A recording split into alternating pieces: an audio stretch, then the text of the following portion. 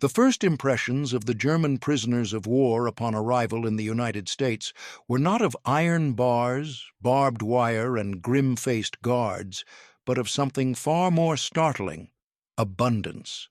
For men who had lived through the long, slow starvation of wartime Europe, the sheer volume of supplies stacked in warehouses, kitchens, and mess halls felt like a hallucination.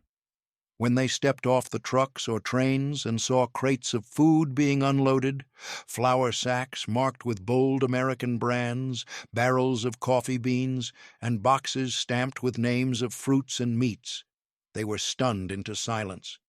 They had expected punishment, austerity, and perhaps even neglect.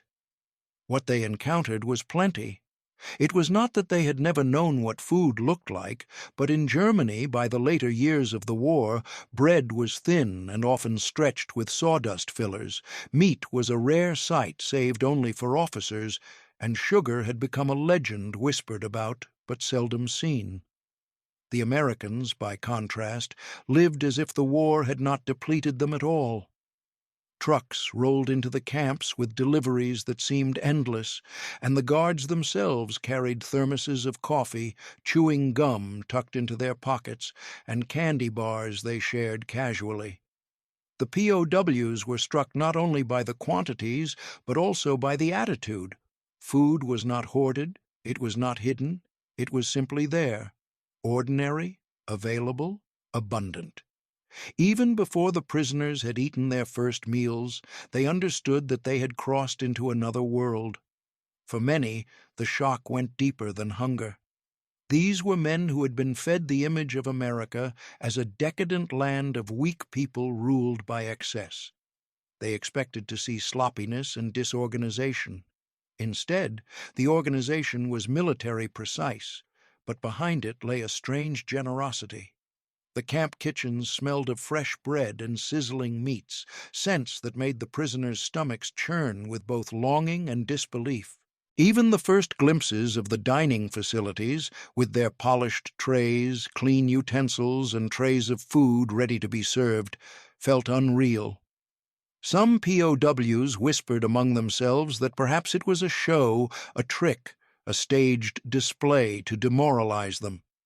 Others quietly admitted to themselves that no such performance could be staged without the resources to back it up. The hunger they carried from Europe shaped their perception of everything. Men who had grown used to counting every potato now found themselves staring at piles of them being peeled and boiled in industrial quantities. The abundance was almost offensive to some. How could their families at home be scraping together crusts of bread, while here in enemy territory food seemed to flow like water? Yet the undeniable truth was in front of their eyes. America had enough to feed its own people, its soldiers, and even its captured enemies without strain. The first days in camp were a blur of adjustment. Some prisoners stole glances at the garbage bins outside the kitchens and were horrified to see scraps of bread, chunks of meat, and fruit peels thrown away. In Germany, such waste would have been unthinkable. Here, it was ordinary. One man later recalled that seeing the discarded food in American trash cans was more shocking than any bombed-out city in Europe. It spoke of a prosperity that dwarfed anything the Reich had promised. The prisoners, still in shock from their capture, realized they had entered not merely a camp, but a living demonstration of a nation whose resources seemed endless. The impressions set in those early hours never faded. For many, it was the moment they began to question what they had been told back home. If America was so wasteful and weak, how had it managed to build such wealth? And how could it afford to feed even its prisoners like kings compared to what soldiers ate at the front? These questions lingered in their minds as they prepared to take their first meals inside the camp. What they would soon discover was that the abundance was not for show. It was real, and it was waiting for them on their plates. The shock of abundance quickly turned into something even more personal and unforgettable when the German prisoners were ushered into the mess halls for their first breakfast. They had expected some kind of gruel, perhaps watery soup with a slice of bread, the sort of fare they had known both at the front and in makeshift holding cells in Europe. Instead, steaming trays greeted them. Piles of scrambled eggs, golden and fluffy, the smell of bacon wafting through the air, and pots of strong coffee being poured as if it were nothing more than water. The sight alone made many of them pause mid-step.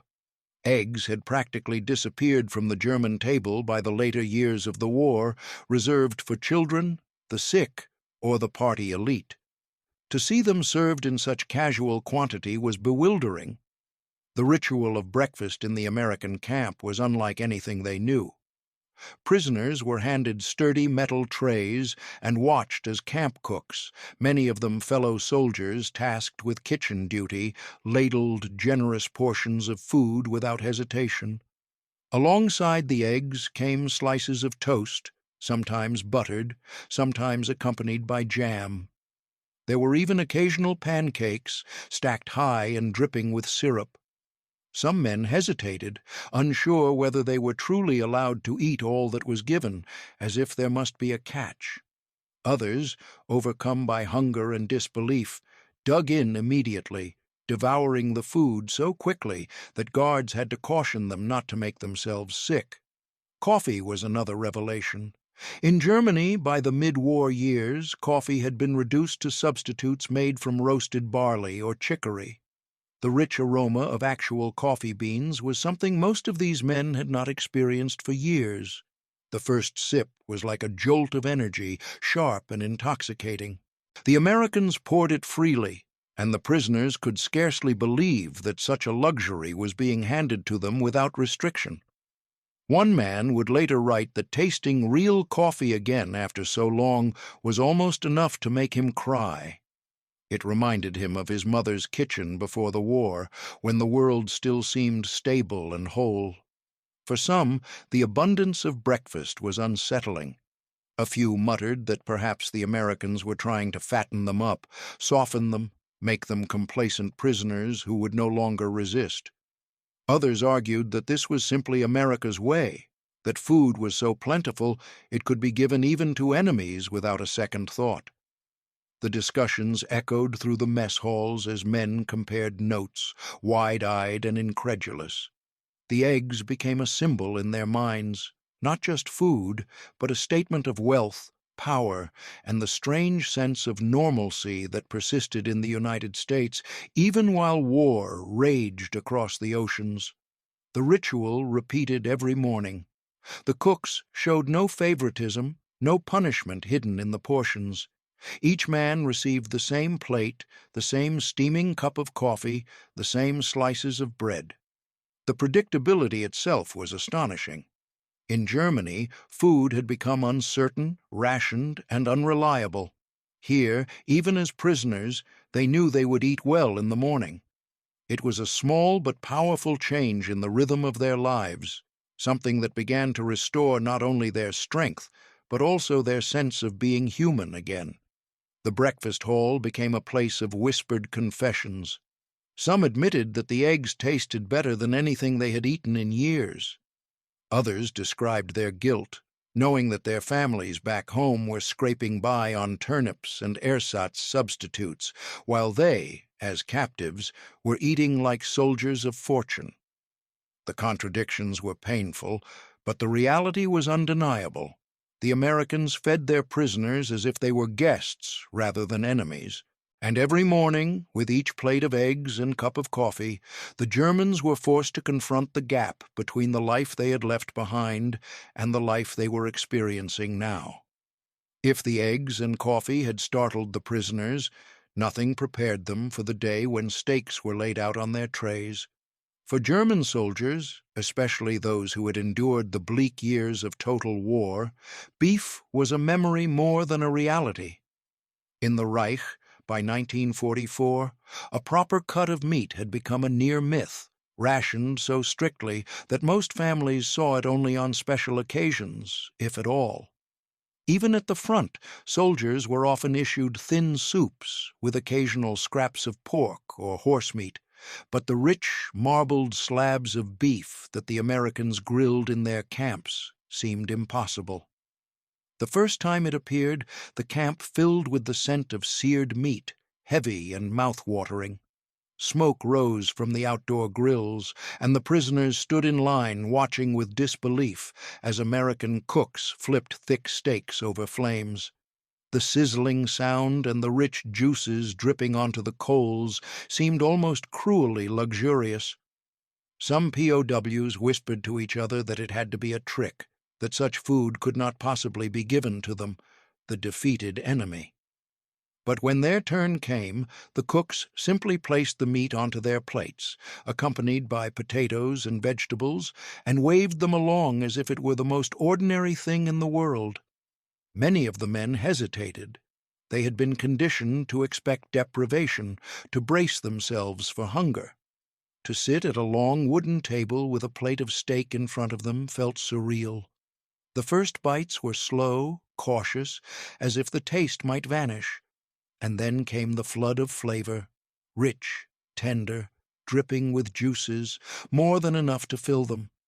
Some ate greedily, almost in tears, while others tried to savor every mouthful, stretching the moment as long as possible. The steak became a symbol of contradiction. To eat it was to admit that the Americans, the enemy, had resources and kindness that their own homeland could not provide. Yet to refuse it was unthinkable, for hunger had gnawed at them for too long. Men who had prided themselves on loyalty to the Reich now felt small pangs of doubt as they chewed, realizing that the picture of America painted by propaganda, decadent, weak, disorganized, was nowhere to be found in these camps. Instead, they saw a nation that could serve steaks to its prisoners while still fighting a global war. Around the tables, conversations grew heated. Some accused the Americans of using food as a weapon, trying to lure them into forgetting their cause. Others argued that food was simply plentiful here, that this was no propaganda, but reality. A few admitted their guilt openly. They were eating meals better than what their families had back home. One prisoner wrote later that every bite of steak tasted like both heaven and betrayal, a mixture of joy at being fed and shame at being fed so well while Germany starved. But as days turned into weeks, the shock gave way to acceptance. The steaks did not stop coming. They were not a one-time gesture or a staged show. They were part of a system that treated feeding prisoners not as charity, but as duty. Slowly, the men's bodies began to change. Hollow cheeks filled out, the gray pallor of malnutrition lifted, and strength returned to limbs that had grown weak. The steak was no longer just a meal.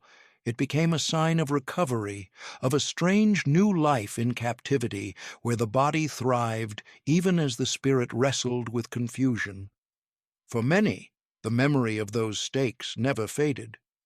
Years later, when asked about their time in American camps, former POWs often recalled the meat first, the unbelievable luxury of being served a cut of beef while their homeland crumbled in hunger.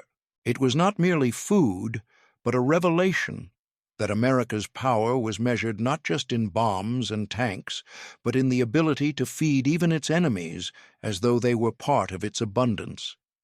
If the steaks had seemed like a dream, the arrival of ice cream in the camps felt like a miracle from another world. For German soldiers who had lived through years of shortages, the idea that frozen cream and sugar could be churned into a sweet, cold dessert seemed almost childish, something reserved for children in peacetime, not men at war. In Germany, ice cream had long since disappeared from daily life, an indulgence that no one expected to see until long after the war was over. Yet in the United States, it was commonplace, mass-produced, and delivered even to the camps where prisoners were held. The first time the men saw it, they thought it was a mistake. Cups of vanilla and chocolate were handed out alongside dinner trays, and some POWs laughed nervously, convinced it was meant as a joke. They dipped their spoons cautiously, expecting disappointment, only to be hit with the smooth, sweet taste of real cream and sugar, frozen into something almost magical. For men who had eaten turnip soup and stale bread for years, the sensation was overwhelming. A few prisoners later wrote that the first spoonful of ice cream was more shocking than their capture itself. It proved to them that America lived in a world entirely detached from the hunger and misery of Europe. The cultural shock was almost as powerful as the flavor. Here they were, enemy soldiers, still in uniform, still technically dangerous, being handed what seemed like the ultimate symbol of indulgence. Guards and cooks passed out the cups casually, eating their own portions as if it were nothing. The casualness was the most astonishing part. For the Americans, ice cream was not a luxury. It was ordinary, just another part of daily life. For the Germans, it was proof of a prosperity that bordered on surreal. The effect on morale was immediate. Men who had sat silent at meals before now grinned like schoolboys, joking and trading spoonfuls, trying to guess the flavors. The sweetness cut through the grim reality of captivity, bringing laughter and a rare sense of innocence back into the mess hall. Some prisoners felt embarrassed at their joy, worried that they looked weak in front of comrades, but even the most stoic eventually gave in to the pleasure. No one could resist the charm of ice cream after years of hunger. Still, alongside the joy came unease. Many questioned why their captors would share such abundance. Was it kindness? Was it manipulation? Some muttered that America must be flaunting its wealth, trying to break their spirits by showing them how little Germany could provide. Others, more pragmatic, reasoned that this was simply how America functioned. Food and goods flowed in such quantities that even the enemy could be served ice cream without anyone thinking twice. For the guards and cooks, it was nothing extraordinary. But for the prisoners, the memory stuck forever. Long after the war, when former POWs returned home and told their families about their time in America, they often described the ice cream with an almost childlike wonder. Their wives and children, struggling through post-war hunger in ruined cities, could scarcely believe the stories. It sounded like fantasy. Captured soldiers eating frozen sweets while their homeland rationed bread. The ice cream became more than food. It was a symbol of everything that separated America from the world they had left behind. It was a reminder that abundance was possible, that there were places where war had not stripped away joy. And for many, that single taste would remain the sweetest and strangest memory of their captivity, a frozen piece of proof that even in the darkest times, some corners of the world lived as if nothing had changed. The mess hall itself became the arena where two worlds collided: the harsh starvation diets of wartime Germany and the overflowing tables of America. Every meal was not just nourishment, but a confrontation with contrast. The German prisoners would sit shoulder to shoulder, trays loaded with meats, vegetables, bread, and even desserts, while their minds reeled at the absurdity of it all. They had been taught to expect cruelty or at least neglect from their captors. Instead, they found themselves better fed than many civilians in their own country, and sometimes even better than they had been as active soldiers in the Wehrmacht. Conversations around the tables reflected the clash of culture and perception. Some prisoners laughed bitterly, pointing out that back home their families were stretching rations of black bread and watery soup, while they, as captives, ate steak and eggs. Others whispered about the propaganda they had consumed in Germany, which painted Americans as lazy, wasteful, and corrupt. The reality on their plates told a very different story. Here was a nation that could feed not only its own vast army, but also millions of prisoners, and still not appear strained. The sheer routine of it was shocking. Breakfast was heavy, lunches were filling, and dinners could include everything from roasts to stews to those unbelievable servings of ice cream. There was no sense of shortage, no ration books, no excuses about scarcity. For Germans who had endured years of substitution, ersatz coffee, ersatz butter, ersatz everything, the authenticity of the food was disorienting. Butter that actually melted on toast, real sugar sprinkled on desserts, coffee brewed from genuine beans. These details seemed minor, yet they underscored the gulf between the two nations' situations. The Americans themselves treated the meals with casual indifference, which was perhaps the most bewildering detail. Guards sat nearby, sipping coffee, smoking cigarettes, eating from the same stockpiles, but they did not flaunt their abundance. To them, it was normal, unremarkable. For the Germans, it was extraordinary. It was the kind of abundance their government had promised would come through conquest, but here it existed without conquest, without struggle. It was simply the everyday life of a powerful nation across the ocean. Guilt crept into many conversations. Some men confessed quietly that they no longer felt like prisoners at all, at least not when they sat with full stomachs. Others felt shame, fearing that their wives and children back in Germany would hate them if they knew how well they were being fed. Letters home became a struggle.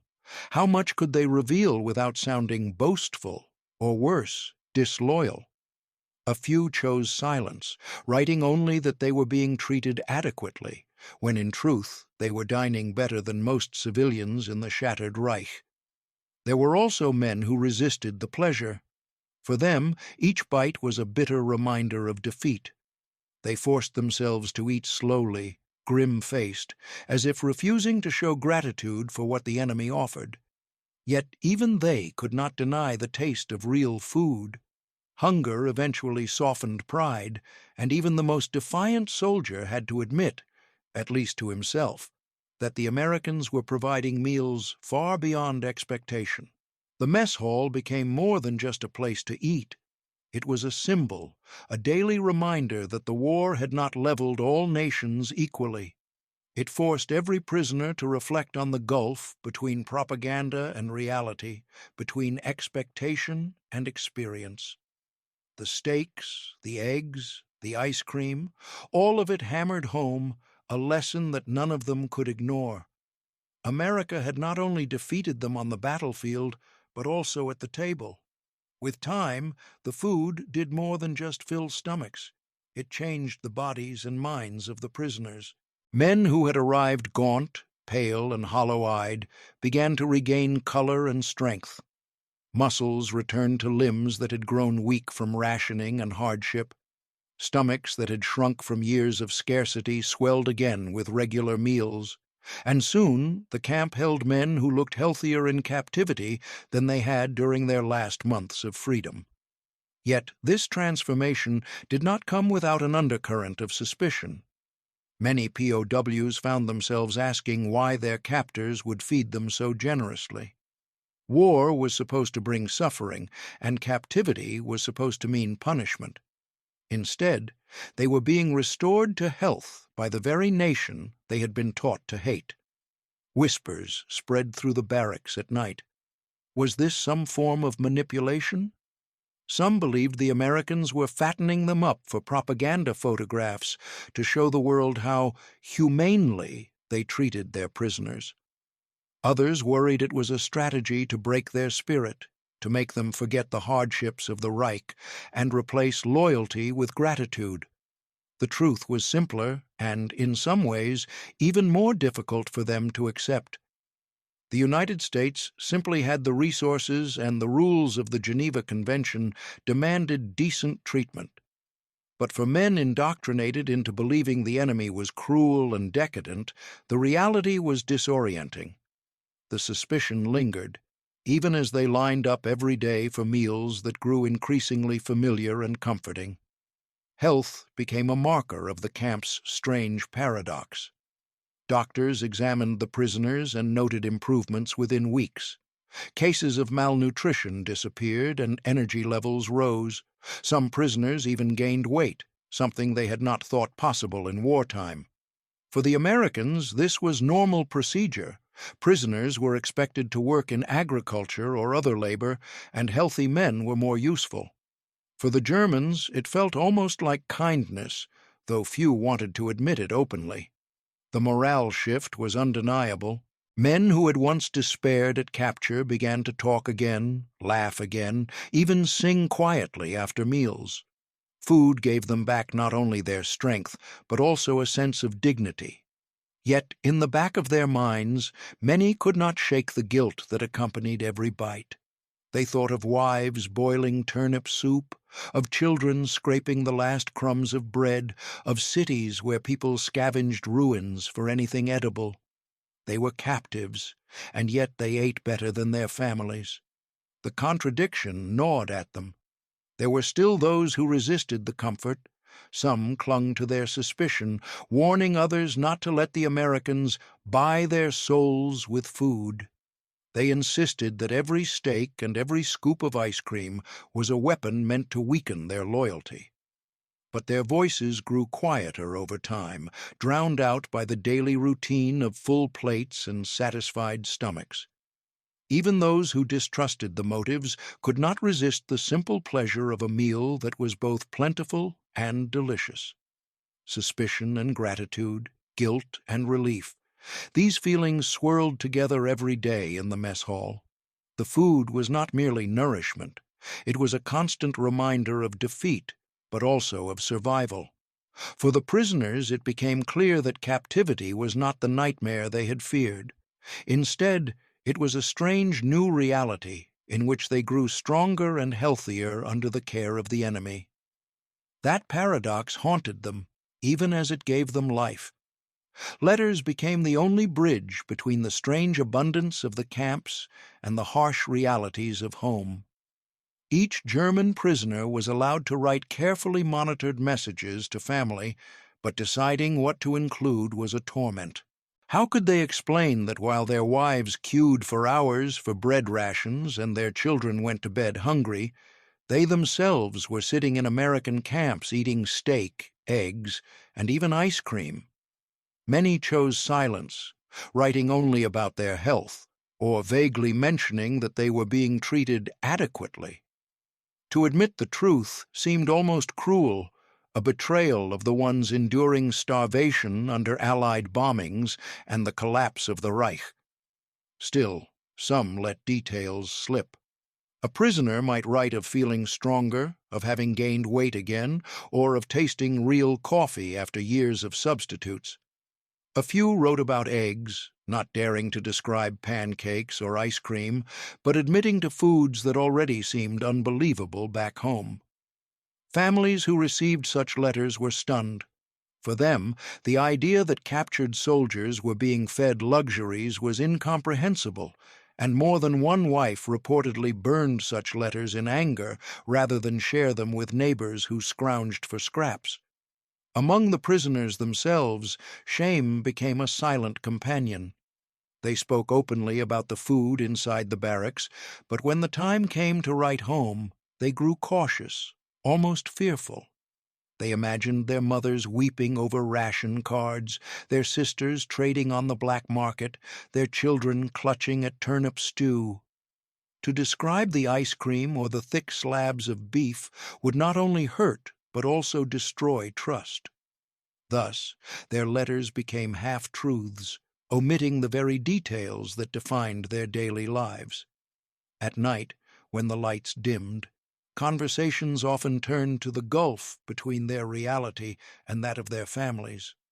Some confessed that the guilt weighed heavier than chains. They were prisoners, yet they lived better than the free civilians of Germany.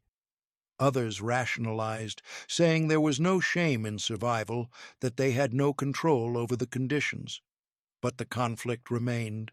To eat well while loved ones starved was a wound that no amount of food could heal. The camp censors were aware of the tension. They allowed descriptions of general conditions, but often struck out details that sounded too extravagant, fearing the letters would become propaganda weapons for the German government.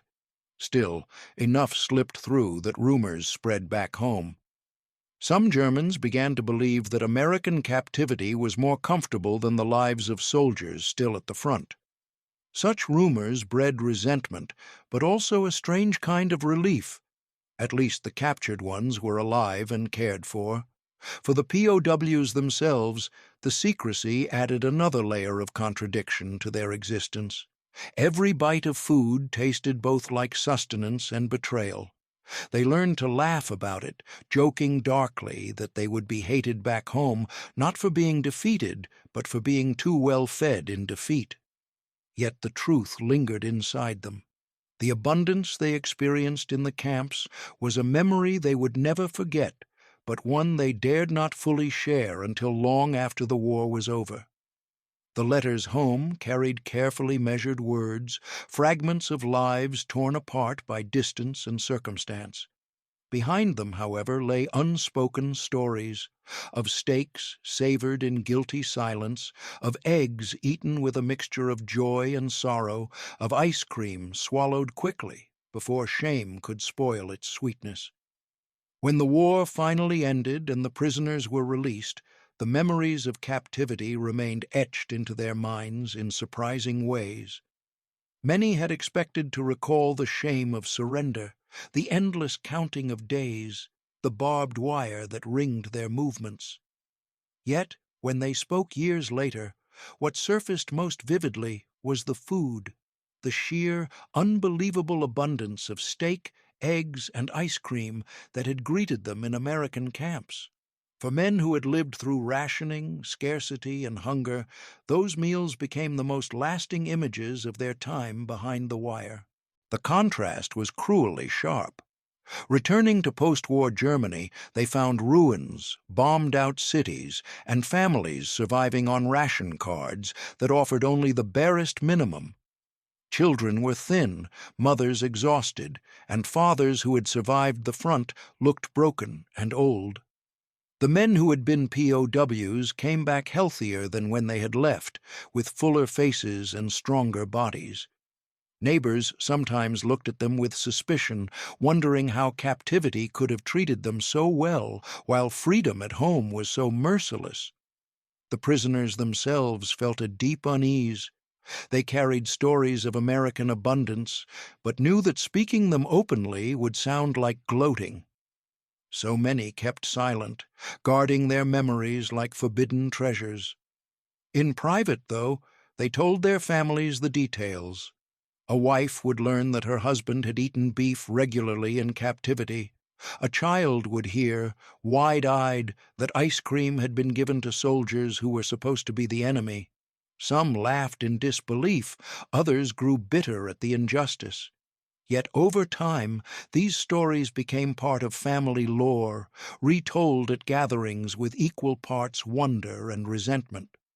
Historians who later interviewed former POWs often found the same themes repeated: the astonishment at America's prosperity, the disbelief at how well-fed they had been, and the way those meals haunted them for years. To many, the food symbolized more than comfort. It was proof of a larger truth, that America's power was not only in its weapons or factories, but also in its ability to feed and sustain on a scale that seemed limitless. The steak, the eggs, the ice cream, these were not just meals, but evidence of a nation that had resources beyond imagination. For some former prisoners, the experience reshaped their view of the world. They came to see that much of what they had been told about America was false. The propaganda that painted the United States as weak and decadent crumbled in the face of first-hand memories of abundance and organization. Others, however, carried the memory as a source of bitterness, proof that while they and their families had suffered, their captors had lived untouched by want. Yet, whether remembered with gratitude or resentment, the meals remained unforgettable. Even decades later, men who had been young soldiers spoke of the taste of real coffee, the smell of grilled steak, the sweetness of ice cream melting on the tongue. These details survived longer in memory than the barbed wire or the watchtowers. They were the enduring symbols of a captivity that, against all expectations, had offered not starvation, but plenty. In the end, the food became more than just sustenance. It became a story, passed from one generation to the next, of how captured soldiers, defeated, broken, and far from home, had discovered a world where the enemy fed them better than their own country ever could. And for many, that contradiction was the truest lesson of all, that the war had been lost not only on the battlefield, but also at the dinner table.